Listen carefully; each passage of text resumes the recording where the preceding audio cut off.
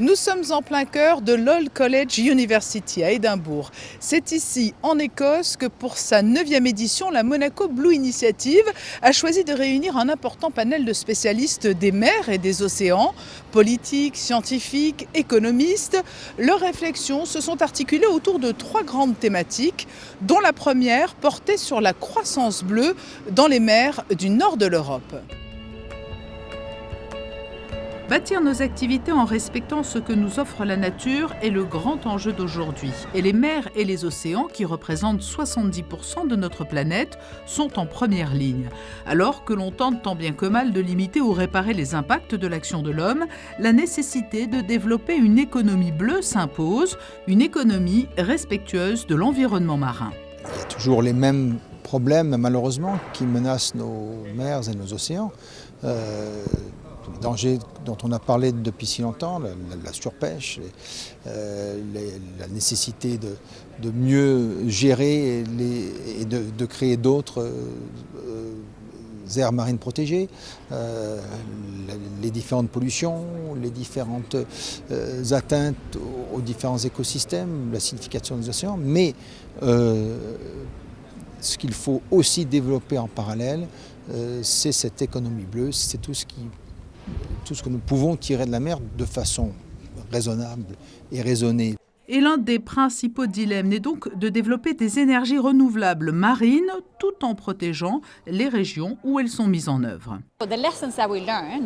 Les leçons que nous pouvons tirer de la manière dont nous avons développé l'économie sur Terre depuis des années sont précieuses.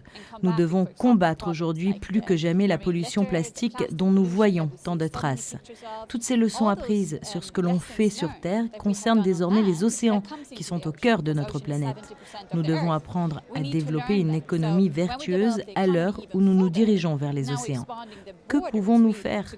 Quelles erreurs ont été commises? Ce sont des questions que nous devons nous poser maintenant pour ne pas reproduire tout cela.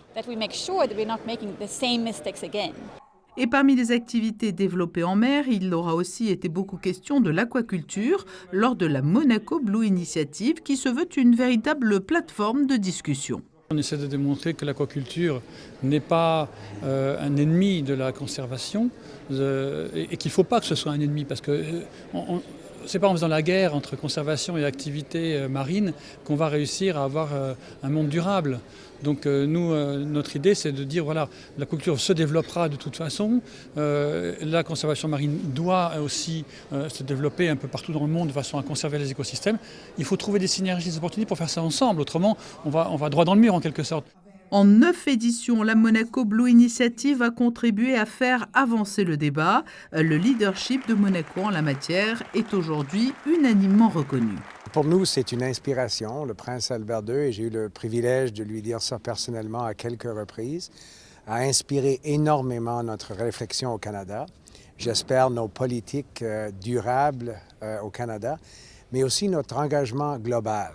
Nous avons la chance cette année, par exemple, de présider la réunion du G7, qui sera à Charlevoix au Québec dans à peine 2 mois. Le premier ministre a l'intention de parler beaucoup des océans avec ses homologues. Et comme j'ai dit, le travail de Monaco depuis des décennies, mais surtout le prince Albert II lui-même depuis plusieurs années déjà, je pense, motive des pays à travers le monde qui cherchent à améliorer. Et le Canada est parfaitement dans ce genre-là. Un modèle également pour la jeune génération. Des étudiants ont été invités à prendre part à cette édition 2018 de la Monaco Blue Initiative. Ils ont eu pour rôle d'alimenter les réseaux sociaux, mais aussi plus simplement de tendre des micros aux intervenants. Une participation active avec pour toile de fond de précieux échanges entre experts qui leur serviront dans leurs études. Je pense potentiellement la génération charnière, vraiment c'est aujourd'hui ou jamais. L'océan c'est beaucoup plus que ce qu'on peut l'imaginer, c'est vraiment la vie. Et donc c'est plus qu'un droit, c'est un devoir je crois de s'intéresser et de faire en sorte de changer les choses parce que si ce n'est pas nous, c'est trop tard.